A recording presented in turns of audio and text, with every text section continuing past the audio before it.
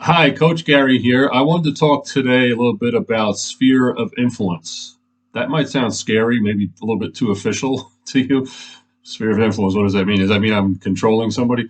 All it really means is having the ability to help somebody, to have an opening. Like, let's say, I'll give you an example. Let's say you're 16 years old, and so all your friends are about the same age, and you have one or two or maybe three friends that are really especially good friends you're really tight with. And you obviously would want the line of communication to be open to where if they're about to make a bad step, a bad decision, or maybe they're going to do something good and they need a little encouragement to go that way, you want to be able to say, hey, would you like a little bit of my opinion on it? And you would like them to listen. So that's all I mean by sphere of influence is just the ability to not control someone, but to have an influence on them, to maybe be of help to them in some way. So especially, I want to frame this in the context of shunning. I've said this in pretty much all of the videos and other things I've done about shunning that it is arguably the most difficult thing that XJWs, or I'll say post JWs, are dealing with. And even if we are just really beyond it, truly beyond the whole JW experience, we don't really care about the organization anymore. We don't define ourselves by it. We don't care about whether they validate or we're not even seeking validation from them. We're completely done with it. We're happy. Even if that's the case, it's possible that we have loved ones, and especially family members, children, parents, grandparents, that we still love, even if they're shunning us. That sort of makes it harder, maybe, but we still really love them. And so we want to be able to have some influence on them for good. So that's what we're talking about when it comes to sphere of influence as it relates to shunning. So as I go through this, I always have to say that I recognize fully that everyone's circumstance is completely unique. I don't want to ever invalidate people's feelings or their personal experience, but at the same time, I'm talking to everybody that's listening to this at the same time, right? So it's not a give and take. So I don't really know what your experience is, although I've heard some. So I'm going to be speaking in generalities for the most part. But let's just say and you can apply this any way you need to. You could say, well, no, I would never do that. That's fine because I'm not going to offer advice necessarily to do this or do that because I just don't know what your circumstances are, and you're not me. That's the other thing. So I'll just give you like one kind of scenario, just one. Let's say that your parents both shun you, whatever age you are, whatever age they are, they both shun you. And it's their decision. They might make it sound like it was yours because you didn't repent, but obviously you didn't decide for them to shun you. So it's their thing, and there's really nothing you can do about it. So that's the situation. And something happens, like let's say mom is sick and needs care in the hospital. And there was an experience that someone related to me recently, very recently, that made me think that way. But it has what I'm going to say has nothing to do with that person if you happen to recognize it. So let's say your mom is in the hospital and doing pretty badly, so she needs help. And maybe even your dad needs help with making meals at home or whatever, or getting rides to the hospital, whatever it is. And it might be that they can't expect help from anybody else for whatever reason. Maybe there are other JW kids in the mix that just are not helping because they're too busy with the field ministry or something or whatever. It appears that you are really needed by them. And they might accept your help because maybe they feel like, well, this is necessary business, so okay, fine. And then, but you think, well, okay, uh, so am I going to be used and abused? Like they don't love me, they're shunning me even when I need help with something, and I'm going to help them. I mean, what kind of justice is that? Especially if they're going to accept it and be open to talk whenever. And then once mom gets out of the hospital, maybe they're just going to go right back to where we were before. And I don't want to revisit that. I don't want to dig that all up and go through it all over again. Where now just a big shock again that I'm being shunned again. Well, so that might be your experience, and I can't say that that would happen or not. It could very well happen. But here's the thing where sphere of experience, sphere of influence comes in. When something like that happens, when there is an opportunity to have some sort of back and forth or help, let's say your mom or dad, if that's again, that's just the example. that opens up an opportunity to regain the sphere of influence that you just don't have when you're being shunned. They don't want to listen to you. They don't care about what your opinion is. All they want to hear is, "I'm coming back to the meetings. I want to be reinstated." Right? They're not in your sphere of influence, and there's nothing you can do that's going to do anything positive for them emotionally or intellectually. So now there might be a bit of an opening for them to see a true living demonstration of what true unconditional love looks like, because they have no idea. They don't even know what unconditional love means. They think that they express unconditional love, but of course they don't. So you can explain it to them, but they won't even get it because they always look at things through the JW lens, right? There's no way that they're ever going to look at it otherwise unless they finally wake up. There's nothing we can do to change that, right?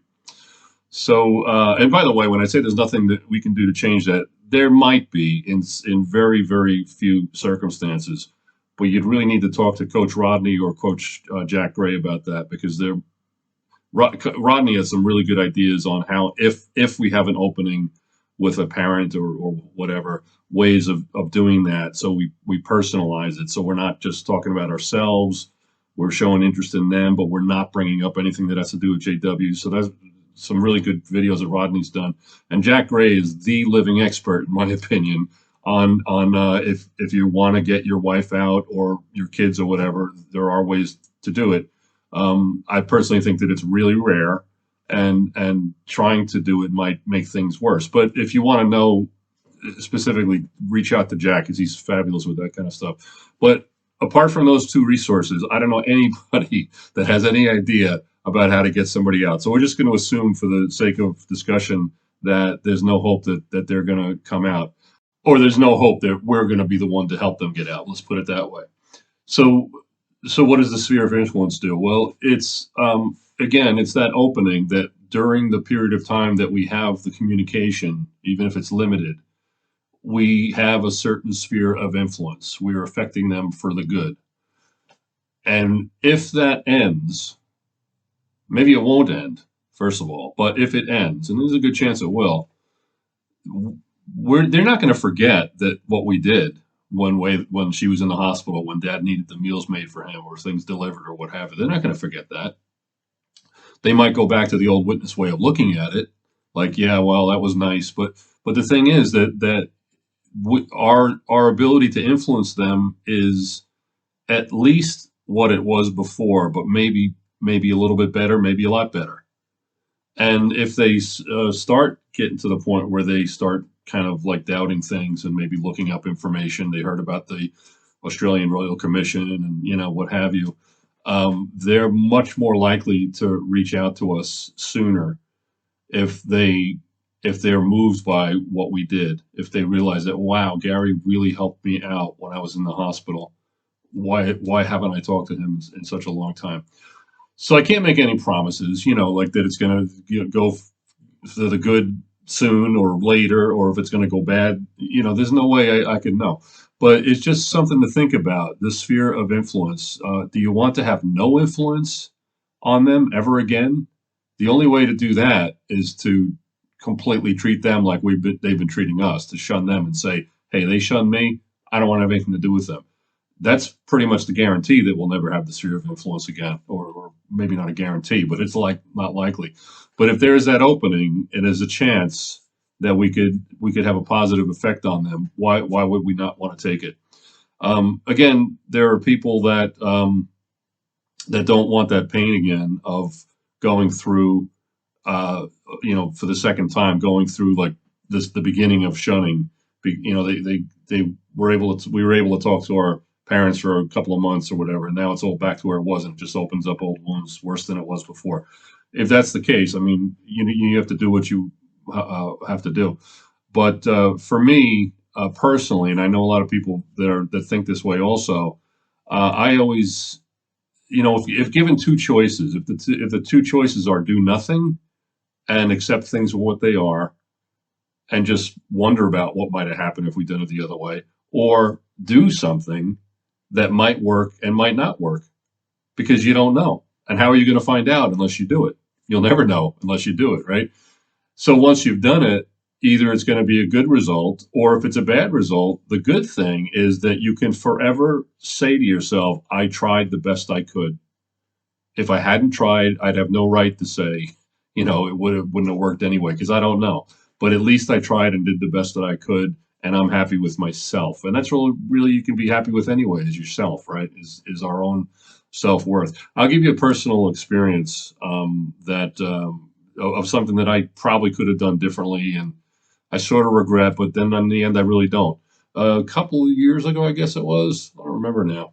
It was a year and a half ago or 2.5 years ago. It was my youngest daughter had her first baby, and now, as far as I know, it's the only grandchild of all my three kids.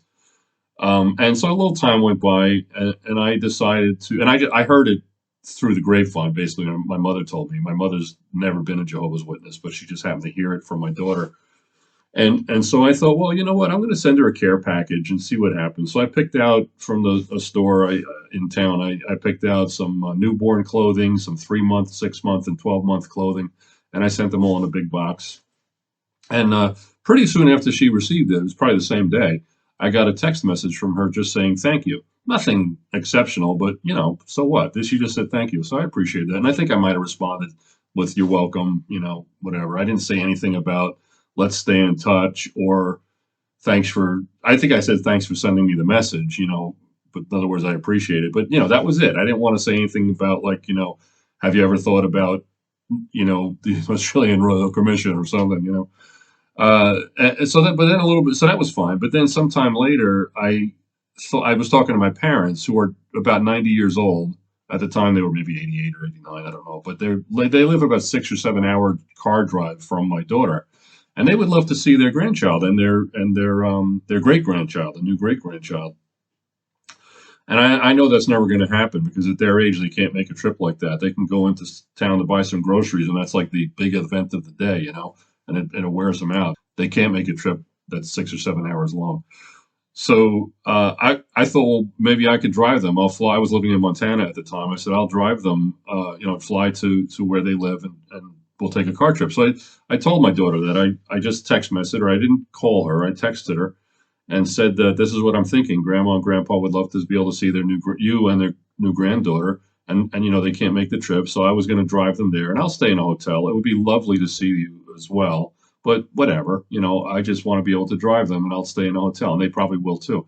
Well, I got a completely dehumanized message that just basically said it kind of shocked me, even though I should have expected it, but I've never been spoken to this way by any of my kids. It just basically said nothing human about it, just something to the effect of it's not appropriate to communicate this way, and she said, I think you know why. Those exact words, I think you know why. I remember that specifically. But then she basically said, please restrict all further communication to what's necessary. But the point is that maybe it was a mistake, maybe I pushed it too far. But the thing is, if I hadn't pushed it, what what would have happened anyway? Like, anything good, anything bad? I don't even know. But since I did, I have the satisfaction of knowing that I did the best I could. And more importantly, I created an opening to where she might, at some point in the future, remember that and say, I miss Dad. And I want to ask him something or whatever, or maybe she'll be sort of on her way out, just a little Pimo or something like that. And she'll be more likely to call me because she's not going to think, no, I'm not calling apostate dad. I have some doubts, but there's no way I'm going to call him because he's just going to go on and on about the Royal Commission. And, I don't want to be, I don't want to be that person that she's going to think that of. So I opened up a little bit of a sphere of influence, and it can't be worse than it was. It can only be the same or better. So I opted for that. So that, like I said, it's up to everybody to make their own decision. But think seriously about it. Anytime you have an opportunity to help a family member, and you're just wondering, are they going to abuse me and spit me out in the end? Just think carefully about the sphere of influence and what the chances are of having that if we don't do something kind, compassionate, and that demonstrates unconditional love.